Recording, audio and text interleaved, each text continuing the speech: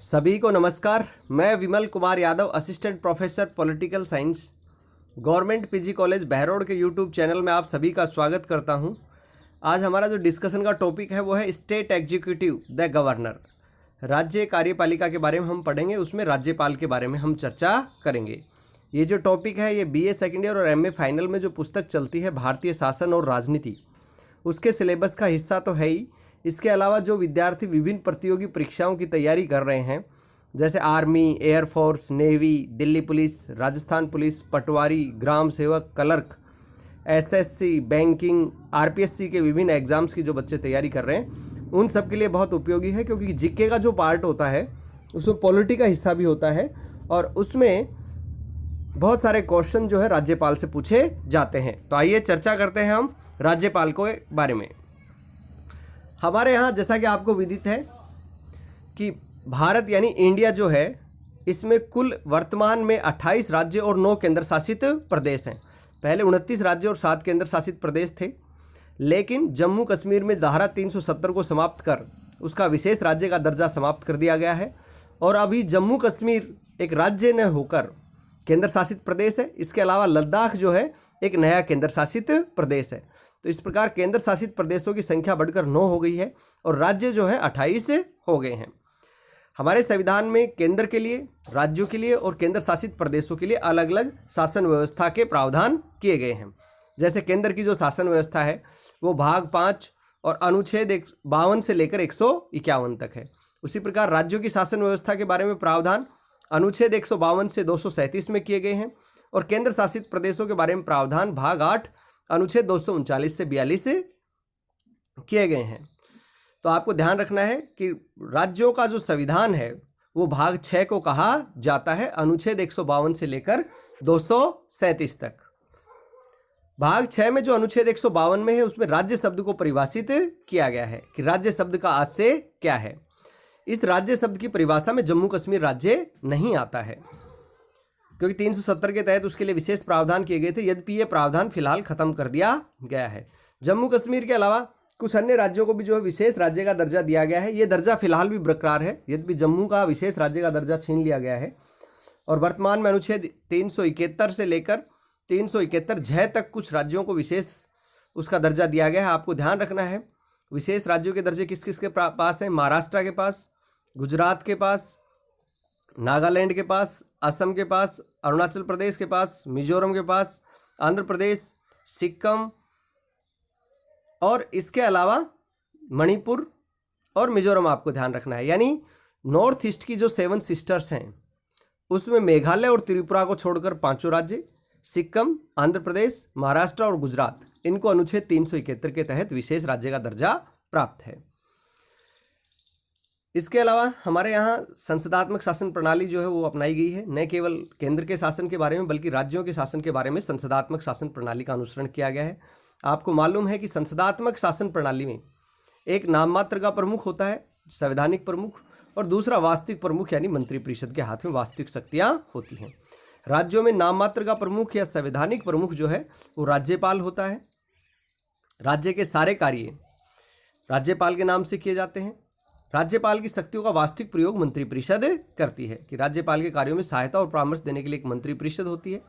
राज्यपाल मंत्रिपरिषद के परामर्श के अनुसार कार्य करता है और मंत्रिपरिषद सामूहिक रूप से विधानसभा के प्रति उत्तरदायी होती है। अभी कॉलेज लेक्चर्स में एक क्वेश्चन आया था, क्या राज्यपाल मंत्रिपरिषद के परामर्श को मानने के लिए बाध्य है? इसका उत्तर होगा नहीं। राज्यपाल स्वविवेक की शक्तियों का प्रयोग करता है। ये संविधान में उल्लेखित है कि उन सभी कार्यों को छोड़कर जिसमें राज्यपाल से संविधान द्वारा यह अपेक्षित है कि वह स्वविवेक से कार्य करे, राज्यपाल के कार्यों में सहायता एवं परामर्श देने के लिए एक मंत्रिपरिषद होगी जिसका प्रधान मुख्यमंत्री होगा। यानी संविधान में ये कहीं भी उल्लेखित नहीं है कि राज्यपाल मंत्रिपरिषद के परामर्श को मानने के लिए बाध्य है, क्योंकि राज्यपाल को स्वविवेक की शक्तियाँ हैं। संविधान ने संवैधानिक दृष्टि से स्वविवेक की शक्तियाँ राज्यपाल के पास होती हैं, राष्ट्रपति के पास नहीं होती है। यद्यपि राष्ट्रपति कुछ परिस्थितियों में स्वविवेक का प्रयोग कर सकता है, लेकिन संविधान में स्वविवेक की शक्तियां राज्यपाल को दी गई हैं, राष्ट्रपति को नहीं दी गई हैं। तो राज्य की कार्यपालिका शक्ति राज्यपाल में निहित होती है, लेकिन वास्तव में इनका प्रयोग कौन करती है? मंत्रिपरिषद करती है। संविधान के भाग 6 और अनुच्छेद 153 में कहा गया है कि प्रत्येक राज्य का एक राज्यपाल होगा, परंतु एक ही व्यक्ति एक या एक से अधिक राज्यों का राज्यपाल नियुक्त किया जा सकता है। यानी एक व्यक्ति को 2, 3, 4 राज्यों का राज्यपाल बनाया जा सकता है। एक से अधिक राज्यों का राज्यपाल बनाने का जो ये सिस्टम है, ये 7वें संविधान संशोधन 1956 के द्वारा संविधान में जोड़ा गया था। यह आपको याद रखना है कि पहले संविधान में केवल ये प्रावधान था अनुच्छेद 153 में कि प्रत्येक राज्य का एक राज्यपाल होगा, लेकिन बाद में 7वें संविधान संशोधन 1956 द्वारा ये व्यवस्था कर दी गई कि कोई एक व्यक्ति एक से अधिक राज्यों का राज्यपाल नियुक्त किया जा सकता है। अब राज्यपाल की नियुक्ति, ये जीके के हिसाब से बहुत इंपॉर्टेंट है, कई बार एग्जाम में पूछा जाता है राज्यपाल की नियुक्ति कौन से अनुच्छेद के तहत होती है। आपको ध्यान रखना है, अनुच्छेद 155 के तहत राज्यपाल नियुक्त होता है और राष्ट्रपति के द्वारा राज्यपाल की नियुक्ति की जाती है। अब कई बार क्वेश्चन आता है, राज्यपाल जो है वो नियुक्त होता है, निर्वाचित होता है, चयनित होता है, मनोनीत होता है। आपको ध्यान रखना है, राज्यपाल न निर्वाचित होता है, न चयनित होता है, न मनोनीत होता है, बल्कि नियुक्त किया जाता है राष्ट्रपति के द्वारा। और राष्ट्रपति उसी व्यक्ति को राज्यपाल बनाता है जिसका परामर्श उसे प्रधानमंत्री के नेतृत्व वाली मंत्रिपरिषद देती है। तो ये आपको ध्यान रखना है कि राज्यपाल की नियुक्ति अनुच्छेद 155 के तहत राष्ट्रपति करता है। उसके बाद में बात करते हैं राज्यपाल की योग्यताएं। राज्यपाल पद के लिए 2 योग्यताएं होनी चाहिए अनुच्छेद 157 के अनुसार। पहली, भारत का नागरिक हो, और दूसरा, उसकी आयु 35 वर्ष से अधिक नहीं हो। इसमें एक चीज़ आपको ध्यान रखनी है कि वह जन्म से भारत का नागरिक हो और 35 वर्ष से उसकी अधिक आयु नहीं हो। ये ध्यान रखना है कि जन्म से होना आवश्यक नहीं है, यानी कोई विदेशी व्यक्ति यदि भारत की नागरिकता ले लेता है तो वह भारत का राष्ट्रपति भी चुना जा सकता है, भारत का राज्यपाल भी, भारत में किसी राज्य का राज्यपाल भी चुना जा सकता है। इसको लेकर बड़ा विवाद होता है कि ये व्यवस्था होनी चाहिए कि वह जन्म से भारत का नागरिक होना चाहिए। संविधान में जन्म से भारतीय नागरिक होने का प्रावधान नहीं है। कोई विदेशी व्यक्ति भारत की नागरिकता ले ले, जैसे कोई पाकिस्तान का व्यक्ति यदि भारत की नागरिकता कल ले ले तो फिर वह भी राज्यपाल बन सकता है, बिल्कुल बन सकता है। भारत का नागरिक होना चाहिए, जन्म से होना आवश्यक नहीं है, और आयु 35 वर्ष से अधिक नहीं होनी चाहिए। कुछ निरताएं भी हैं, जैसे मान लीजिए वह संसद के किसी सदन और विधानमंडल का कोई सदस्य नहीं होना चाहिए, और यदि कोई व्यक्ति संसद का सदस्य है या विधानसभा का सदस्य है और वह राज्यपाल बना दिया जाता है तो जिस तिथि से वह राज्यपाल का पद ग्रहण करता है उस तिथि से उसका सदन में जो स्थान है वो रिक्त समझ लिया जाता है। राज्यपाल के कार्यकाल का वर्णन अनुच्छेद 156 में कहा गया है। दरअसल राज्यपाल राष्ट्रपति के प्रसाद पर्यंत पद धारण करता है, यानी राज्यपाल जो है राष्ट्रपति उसको जिस दिन हटाना चाहे उसे हटा सकता है। वैसे राज्यपाल का जो कार्यकाल है अधिकतम किसी राज्य में 5 वर्ष हो सकता है, लेकिन उसे फिर दूसरे कार्यकाल के लिए भी राष्ट्रपति नियुक्त कर सकता है। राष्ट्रपति उसको उसके कार्यकाल से पहले हटा भी सकता है। वह राष्ट्रपति को जो है अपना त्यागपत्र भी सौंप देता है। यदि किसी राज्य के राज्यपाल का कार्यकाल समाप्त हो जाता है तो वह तब तक अपने पद पर रहता है जब तक कि कोई दूसरा राज्यपाल उसका स्थान नहीं ले लेता। राज्यपाल के वेतन और भत्ते, ये आपको चीज़ ध्यान में रखनी है कि राज्यपाल के जो वेतन और जो भत्ते हैं वह संसद निर्धारित करती है और राज्य की संचित निधि से दिए जाते हैं, कि राज्य की जो संचित निधि है उससे उसको वेतन दिया जाता है। राज्य विधानसभा जो है संचित निधि के द्वारा जो वेतन निर्धारित होते हैं उन पर वोटिंग नहीं कर सकती। यदि मान लीजिए कभी ऐसा होता है कि किसी व्यक्ति को 2 या 2 से अधिक राज्यों का राज्यपाल नियुक्त कर दिया जाए या एक से अधिक राज्यों का राज्यपाल नियुक्त कर दिया जाए तो उसको कितनी सैलरी मिलेगी। मान लीजिए कोई आदमी 2 राज्य का राज्यपाल है तो उसे 2 राज्यों के राज्यपाल की सैलरी नहीं मिलेगी, बल्कि उस स्थिति में राष्ट्रपति तय करेगा कि उसे किस अनुपात में वेतन दिया जाए। राज्यपाल की शपथ ग्रहण की यदि हम बात करें तो राज्यपाल जो है उच्च न्यायालय का मुख्य न्यायाधीश उसे शपथ दिलाता है। उच्च न्यायालय का मुख्य न्यायाधीश यदि एब्सेंट है तो उच्च न्यायालय का वरिष्ठतम न्यायाधीश राज्यपाल को शपथ दिलाता है। राज्यपाल जो है संविधान की रक्षा की शपथ लेता है। आपको ये ध्यान रखना है कि 2 पदाधिकारी ऐसे हैं जो संविधान की संरक्षण की शपथ लेते हैं, वो है राष्ट्रपति और राज्यपाल। क्वेश्चन यदि आता है कि संविधान की रक्षा करने का कार्य कौन करता है तो आपको ध्यान रखना है कि सर्वोच्च न्यायालय और उच्च न्यायालय संविधान की रक्षा का कार्य करते हैं, लेकिन शपथ रक्षा की कौन लेते हैं, राष्ट्रपति और राज्यपाल लेते हैं। अब कुछ क्वेश्चन है जो एग्जाम के हिसाब से बेहद उपयोगी हैं कि राष्ट्रपति पद के लिए कौन सी 2 योग्यताएं होनी चाहिए, भारत का नागरिक हो और उसकी आयु 35 वर्ष कम से कम होनी चाहिए। अनुच्छेद 158 के तहत राज्यपाल पद के लिए आवश्यक अन्य कौन सी शर्तें हैं कि भाई राज्यपाल संसद के किसी सदन का या विधानमंडल के किसी सदन का सदस्य नहीं होगा और लाभ का पद धारण नहीं करेगा। यदि कोई ऐसा व्यक्ति चुन लिया जाता है जो संसद या विधानमंडल का सदस्य हो तो जिस दिन वह चुना जाता है उस दिन से संसद या विधानमंडल में उसका पद रिक्त समझ लिया जाता है। लाभ के पद पर नहीं हो। लाभ के पद, ऐसे कौन कौन से पद हैं जो लाभ के पद की श्रेणी में नहीं आते? ये क्वेश्चन कॉम्पिटिशन में कई बार पूछा गया है। तो राष्ट्रपति, राज्यपाल, केंद्र और राज्यों के जो मंत्री होते हैं वो लाभ के पद की श्रेणी में नहीं आते। राज्यपाल किसके प्रसाद पर्यंत अपना पद धारण करता है? राष्ट्रपति के प्रसाद पर्यंत पद धारण करता है। सामान्यतः उसकी पद ग्रहण की अवधि से कितने समय तक रहता है? वह 5 वर्ष तक रहता है। 5 वर्ष की अवधि से पहले उसको कौन हटा सकता है? राष्ट्रपति हटा सकता है। राज्यपाल अपना त्यागपत्र किसको देता है? राष्ट्रपति को देता है। अब एक बार क्वेश्चन ये उठा था जब संविधान बन रहा था कि राज्यपाल निर्वाचित होना चाहिए या राष्ट्रपति द्वारा नियुक्त होना चाहिए। जब संविधान में चर्चा चल रही थी, जो प्रांतीय संविधान समिति थी उसने सुझाव दिया था कि राज्यपाल जनता द्वारा चुना जाना चाहिए और इस विचार का समर्थन कर रहे थे टी कृष्णामाचारी, जीवी पंत, बीजी खरे। ये सब कहते थे कि राज्यपाल निर्वाचित होना चाहिए, लेकिन डॉक्टर अंबेडकर और पंडित जवाहरलाल नेहरू चाहते थे कि राज्यपाल केंद्र सरकार द्वारा नियुक्त होना चाहिए। हमारे यहाँ फिर बाद में संविधान में यही व्यवस्था की गई कि राज्यपाल केंद्र द्वारा नियुक्त किया जाएगा, वह राज्य की जनता द्वारा निर्वाचित नहीं होगा। और इसके लिए हमने कनाडा के संविधान से प्रावधान लिए हैं। ये जो व्यवस्था है,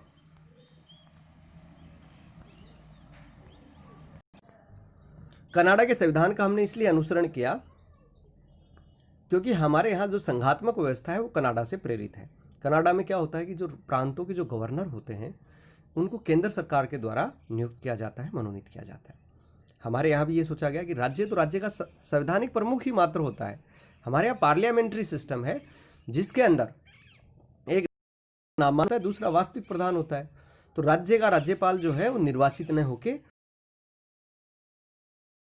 जो निर्वाचित नहीं होना चाहिए। तो कनाडा मॉडल को हमने अपनाया गया है। ये क्वेश्चन कॉलेज लेक्चर में आ चुका है अभी, जिसमें पूछा गया था कि केंद्र के द्वारा राज्यपाल की नियुक्ति का जो प्रावधान है वो किस देश के संविधान से लिया गया है। तो आपको ये याद रखना है, ये कनाडा से लिया गया है।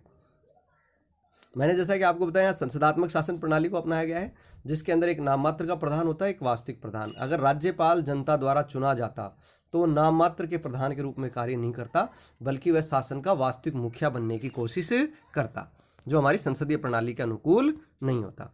निर्वाचित राज्यपाल जो था, क्योंकि मुख्यमंत्री भी निर्वाचित होता है और राज्यपाल भी निर्वाचित होता है, तो दोनों में टकराव होता शक्तियों को लेकर।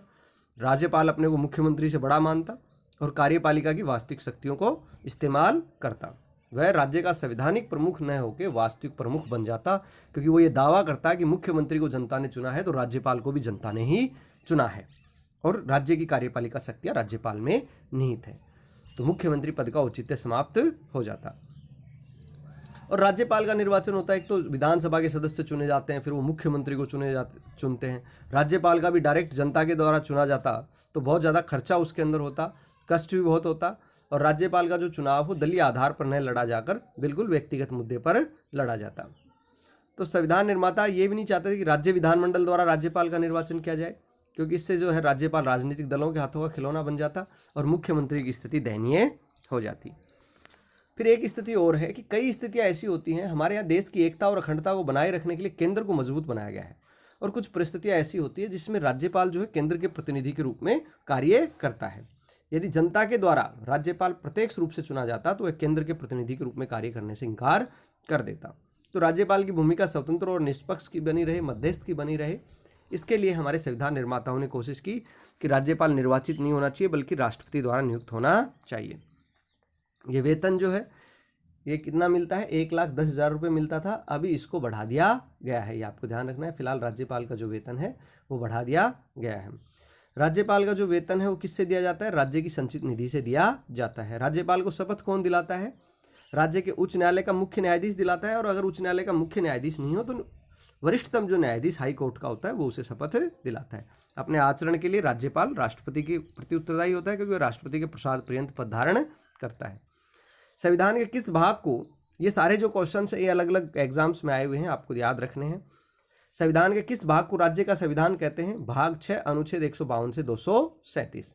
केंद्र शासित प्रदेशों की शासन व्यवस्था का वर्णन संविधान के भाग 8 अनुच्छेद 239 से 242 में किया गया है। भाग 6 के प्रावधान किस राज्य पर लागू नहीं होते थे? जम्मू कश्मीर पर फिलहाल ऐसा नहीं है। भाग 6 के प्रावधान अब जम्मू कश्मीर राज्य पर भी लागू होंगे, क्योंकि वहां धारा 370 में के तहत उसका विशेष राज्य का दर्जा समाप्त कर दिया गया है। गुजरात और महाराष्ट्र को ये क्वेश्चन कई बार आ चुका है। गुजरात और महाराष्ट्र को विशेष राज्य का दर्जा कौन से अनुच्छेद के तहत है? 371 के तहत है। सिक्किम को विशेष राज्य का दर्जा 371(च) के तहत दिया गया है। राज्य की कार्यपालिका का कार्यकारी अध्यक्ष या संवैधानिक प्रमुख कौन होता है? राज्यपाल होता है। राज्यपाल की नियुक्ति अनुच्छेद 155 के तहत होती है, राष्ट्रपति द्वारा होती है। ये कई बार कॉम्पिटिशन में पूछा जा चुका है।